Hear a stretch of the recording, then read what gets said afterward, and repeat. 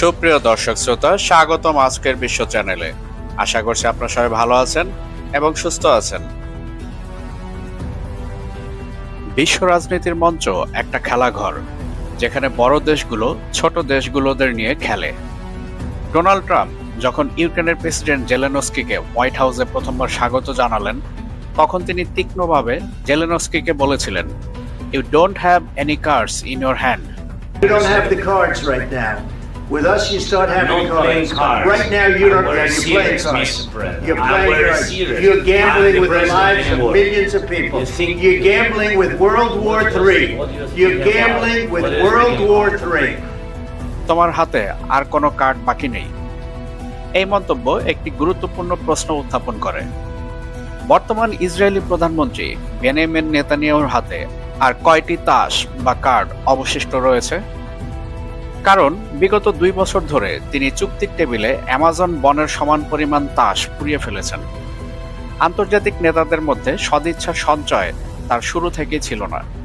তার কৌশল ছিল মার্কিন যুক্তরাষ্ট্রের ছাতা ব্যবহার করে বিশ্ব নেতাদের নিজের এজেন্ডা সমর্থন করতে বাধ্য করা। গাজা ধ্বংস এবং ফিলিস্তিনিদের ভিটেমাটি থেকে উচ্ছেদ করার লক্ষ্যে এমন কোনো হেতু কি তিনি বাকি রেখেছেন যা তিনি পুড়িয়ে দেননি? তা সত্ত্বেও নেতানিয়াহু এবং পশ্চিমা বিশ্বের কিছু নেতা আজ গাজার নেতৃত্বকে যুদ্ধের সমাপ্তি এবং প্রস্তাবিত যুদ্ধবিরতি পরিকল্পনা মেনে নেওয়ার জন্য চাপ দিচ্ছেন। কিন্তু ইসরায়েলি সরকারের দীর্ঘদিনের কার্যকলাপের দিকে তাকালে প্রশ্ন জাগে, যে সরকার বারবার যুদ্ধবিরতি ভঙ্গ করেছে বলে ইতিহাস সাক্ষী দেয়, সেই সরকারের কথায় ফিলিস্তিনি নেতৃত্ব কিভাবে আস্থা রাখবে? পৃথিবীর অন্যান্য মুসলিম দেশের নেতারাই বা কিভাবে বিশ্বাস করবে যে ইসরায়েল আর অন্যায় করবে না? আর এই প্রশ্নটি সবচেয়ে গুরুত্বপূর্ণ, কারণ বিশ্লেষকরা বলছেন বেনিয়ামিন নেতানিয়াহু শাসনকালে ইসরায়েলি সরকারের একের পর এক প্রতারণামূলক কাজ এবং অসৎ কার্যকলাপ যুদ্ধবিরতি চুক্তিকে সম্মান করার মতো বিশ্বাসযোগ্যতাকে বিপন্ন করে তুলেছে। এই নজিরবিহীন পরিস্থিতিতে যুদ্ধবিরতির প্রতিশ্রুতি কি সত্যি শান্তি আনবে, নাকি এটি কেবলই ইসরায়েলি সামরিক কার্যকলাপের এক নতুন অধ্যায়ের সূচনা? এই সব কিছু প্রশ্নের উত্তর নিয়ে সাজানো হয়েছে আমাদের আজকের এই পর্ব, তাই ভিডিও শুরু থেকে শেষ পর্যন্ত আমাদের সাথেই থাকুন। ভিডিওর মূল পর্ব শুরু করার পূর্বে আপনাদের কাছে অনুরোধ থাকবে, আপনারা অবশ্যই আমাদের চ্যানেলটি সাবস্ক্রাইব করবেন এবং সেই সাথে সাথে all bell icon notification on করবেন এবং আমাদের ভিডিও লাইক ও শেয়ার করে আমাদের সাথেই থাকবেন। ইসরায়েলি সরকারের বেইমানি এবং চুক্তিভঙ্গের ইতিহাস আজকের নতুন নয়। Institute for middle east understanding বা সংক্ষেপে যাকে IMEU বলা হয়, এর তথ্য অনুযায়ী 1949 থেকে 2012 সাল পর্যন্ত ইসরায়েলি সরকারের যুদ্ধবিরতি ভঙ্গের ইতিহাস এর বেশ কিছু নজির তুলে ধরেছে, যা প্রতিটি চুক্তি স্বাক্ষরের পর জন্ম নেওয়া সামান্য আশাকেও বারবার ধ্বংস করেছে। প্রথমেই আসি 1956 সালের সুয়েজ সংকট। 1956 সালে ইসরায়েল, ব্রিটেন এবং ফ্রান্সের সঙ্গে ষড়যন্ত্র করে 1949 সালের যুদ্ধবিরতি চুক্তি লঙ্ঘন করে। তারা মিশর আক্রমণ করে এবং সিনাই উপদ্বীপ দখল করে নেয়। মজার বিষয় হলো, তৎকালীন মার্কিন প্রেসিডেন্ট ডুয়াইট আইজেনহাওয়ারের তীব্র চাপের মুখেই ইসরায়েল শেষ পর্যন্ত সেনা প্রত্যাহার করতে রাজি হয়েছিল। এই ঘটনায় স্পষ্ট করে যে আন্তর্জাতিক চাপ ছাড়া চুক্তি মানার কোনো আগ্রহ ইসরায়েলের ছিল না। দ্বিতীয় দফায় 1967 সালের 6 দিনের যুদ্ধ। 1967 সালের 6 দিনের যুদ্ধ, যা ইসরায়েলি সরকার নিজেদের আত্মরক্ষার চেষ্টা বলে দাবি করে, সেখানেও ইসরায়েল 1949 সালের যুদ্ধবিরতি চুক্তি লঙ্ঘন করে মিশর ও সিরিয়ার বিরুদ্ধে অতর্কিত হামলা চালায়। ইসরায়েল দাবি করেছিল মিশর আসন্ন হামলার প্রস্তুতি নিচ্ছিল, কিন্তু ইসরায়েলি নেতারা ভালো করেই জানতেন মিশর কোনো গুরুতর হুমকি নয়। খোদ ইসরায়েলি সেনাবাহিনীর chief of the general staff Yitzhak Rabin 1968 সালের এক সাক্ষাৎকারে বলেন, "আমি বিশ্বাস করি না নাসের যুদ্ধ চেয়েছিলেন। তিনি জানতেন এবং আমরাও জানতাম।" এই স্বীকারোক্তি চুক্তির প্রতি ইসরায়েলি সরকারের অবজ্ঞাকে স্পষ্ট করে। তৃতীয় দফার ভঙ্গ। 1973 সালের ইয়ম কিপ্পুর যুদ্ধ। 1973 সালে আমেরিকা এবং সোভিয়েত ইউনিয়ন যখন ইয়ম কিপ্পুর যুদ্ধের অবসানে একটি যুদ্ধবিরতি চুক্তির ব্যবস্থা করেছিল, তখন ইসরায়েল সেই চুক্তিও লঙ্ঘন করে। মার্কিন পররাষ্ট্রমন্ত্রী হেনরি কিসিঞ্জারের সবুজ সংকেত পেয়ে ইসরায়েল এই চুক্তি ভঙ্গ করে। পরবর্তীতে ডিক্লাসিফাইড মার্কিন নথি থেকে জানা যায়, কিসিঞ্জার ইসরায়েলিদের বলেছিলেন তারা যুদ্ধবিরতি মানতে সামান্য বেশি সময় নিতে পারে। এই ঘটনা প্রমাণ করে ইসরায়েল কেবল আন্তর্জাতিক মদদের জোরেই বারবার যুদ্ধবিরতিকে উপেক্ষা করছে। 1980 এবং 90 দশকে নৃশংসতার ধারা।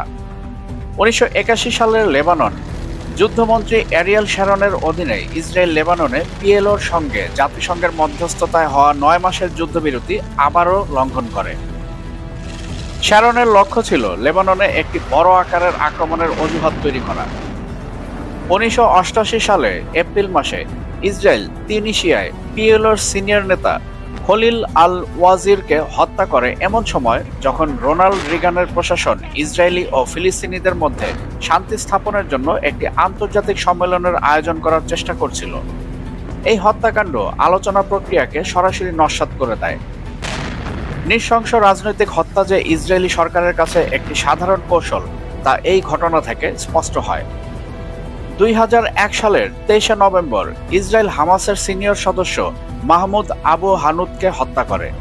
তখন হামাস অধিকৃত ফিলিস্তিনের অভ্যন্তরে লক্ষ্যবস্তুতে হামলা না চালানোর জন্য পিএলও প্রধান ইয়াসির আরাফাতের সঙ্গে একটি চুক্তি মেনে চলছিল। এই হামলাকে অনেক বিশ্লেষক চলমান আলোচনার প্রক্রিয়াকে নস্যাৎ করার একটি কৌশল হিসাবে বর্ণনা করেন। 2012 সালের যুদ্ধবিরতির চূড়ান্ত লঙ্ঘন। 2012 সালের 9 মার্চ ইসরায়েল মিশরের মধ্যস্থতায় হওয়া যুদ্ধবিরতি লঙ্ঘন করে গাজা ভিত্তিক পপুলার রেজিস্ট্যান্স কমিটিজ বা পিআরসি এর প্রধানকে হত্যা করে।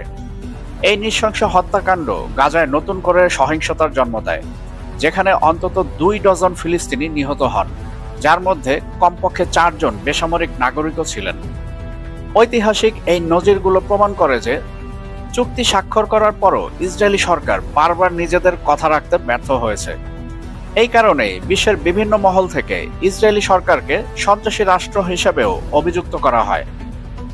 সাম্প্রতিক সময়ে 2025 সালের জানুয়ারিতে গাজা যুদ্ধের সময়ও ইসরায়েলি সরকারের অসৎ কার্যকলাপের ধারা অব্যাহত রয়েছে।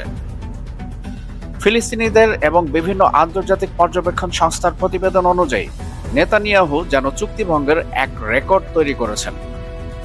15 জানুয়ারি 2025 সালে একটি যুদ্ধবিরতি চুক্তি স্বাক্ষরিত হলেও এর পরপরই ইসরায়েলি সেনাবাহিনী বিমান হামলা, ড্রোন হামলা এবং সরাসরি গুলির মাধ্যমে শত শত ফিলিস্তিনিকে হত্যা ও আহত করেন।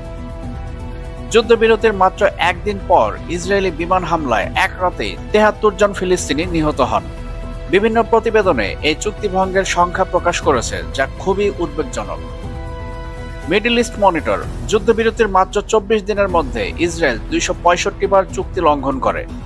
এর মধ্যে ছিল সামরিক অনুপ্রবেশ, গোলাগুলি, বিমান হামলা, নজরদারি বৃদ্ধি, মানবিক সহায়তায় বাধা এবং ফিলিস্তিনি বন্দীদের অধিকার লঙ্ঘন। 2025 সালের মার্চের শুরুতে ফিলিস্তিনের স্থায়ী পর্যবেক্ষক রিয়াদ মনসুর জাতিসংঘ নিরাপত্তা পরিষদে একটি চিঠি পাঠান। সেই চিঠিতে অভিযোগ করা হয় ইসরায়েল মাত্র 6 সপ্তাহের কিছু বেশি সময়ে চুক্তি শর্ত 962 বার লঙ্ঘন করেছে, যা দৈনিক গড়ে 23টি চুক্তি লঙ্ঘনের সমান। এই হামলায় 116 জনেরও বেশি মানুষ নিহত এবং 490 জন আহত হয়েছে বলে অভিযোগ করা হয়। এই নজিরবিহীন চুক্তিভঙ্গ প্রমাণ করে চুক্তির শর্তাবলী নিয়ে আলাপ আলোচনা চললেও সামরিক আগ্রাসন থামানোর কোনো আগ্রহ ইসরায়েল সরকারের ছিল না। এই ধারাবাহিক হত্যাকাণ্ড এবং চুক্তি লঙ্ঘনই আন্তর্জাতিক সমালোচকদের কাছে ইসরায়েলি সরকারের নৃশংস হত্যা করার নেশার প্রমাণ হিসেবে বিবেচিত হচ্ছে। ইসরায়েল কেবল গাজার সঙ্গেই নয়, লেবাননের সঙ্গেও তার যুদ্ধবিরতি চুক্তি লঙ্ঘন করেছে। হিজবুল্লাহর সঙ্গে হওয়া চুক্তি অনুযায়ী ইসরায়েলি সরকারের 26 জানুয়ারির মধ্যে দক্ষিণ লেবানন থেকে তাদের সেনা প্রত্যাহার করার কথা ছিল, কিন্তু সেই সময়সীমা পেরিয়ে গেলেও ইসরায়েল সেনা প্রত্যাহার করতে অস্বীকার করে। উল্টো তারা লেবাননে বিমান হামলা অব্যাহত রাখে, যা লেবাননের সীমান্তকে আরও অস্থিতিশীল করে তুলেছে। এমনকি তারা লেবাননের লিটানি নদীর উত্তরেও মাঝে মাঝে হামলা চালায়, যা চুক্তির সুস্পষ্ট লঙ্ঘন। এছাড়াও তারা সিরিয়ার গোলান মালভূমি দখল করে রেখেছে। নেতানিয়াহুর সমস্যাটি কেবল সামরিক নয়, তার মূল সমস্যাটি অভ্যন্তরীণ রাজনীতিতেও।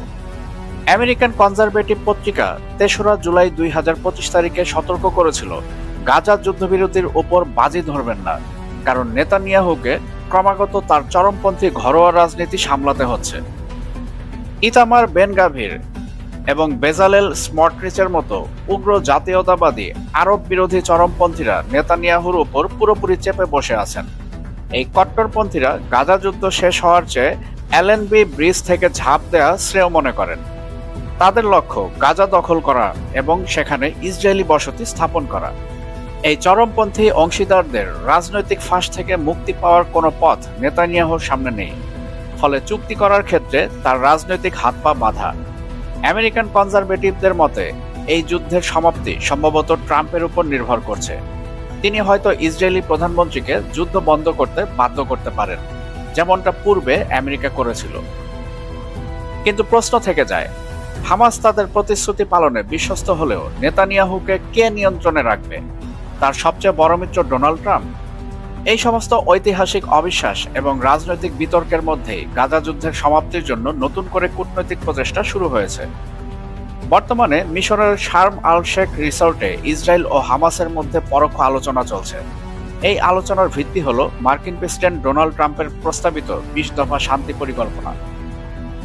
নেতানিয়াহু ও ইসরায়েলের জন্য শান্তি চুক্তি শুধু একটি রাজনৈতিক উপকরণ, এক ধরনের রাজকীয় অভিনয়। তারা প্রায়শই চুক্তি দেয়, শর্ত বসায়, তারপরে সেই শর্ত ভঙ্গ করে। গাজার মানুষ আজ তার কার্যকলাপ দেখে হতাশ। মিশরে এখন যে আলোচনা চলছে এটি একটি নতুন সুযোগ, কিন্তু সেই সুযোগ কতটা বাস্তব হবে সেটা নির্ভর করে ইসরায়েল ও নেতানিয়াহুর বিশ্বাসযোগ্যতা ও চুক্তি মানার ইতিহাসের উপর। বন্ধুগণ, মিশরে বর্তমান চলমান যুদ্ধ বন্ধের যে আলোচনা চলছে সেটা কি সফল হবে? আপনারা কি মনে করেন? আপনাদের মূল্যবান মতামত অবশ্যই কমেন্টের মাধ্যমে আমাদেরকে জানাবেন।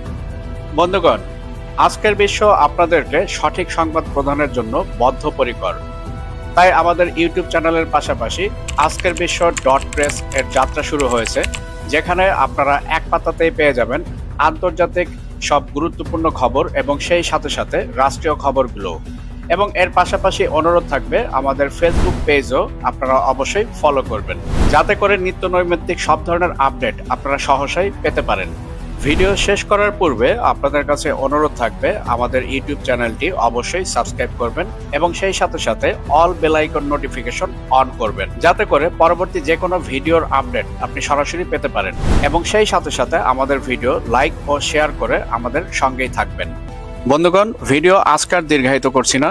আমি আপনাদের সবার সুস্বাস্থ্য কামনা করছি। আপনারা সবাই ভালো থাকবেন, সুস্থ থাকবেন। আজকের বিষয়ের সাথে থাকার জন্য আন্তরিক ধন্যবাদ।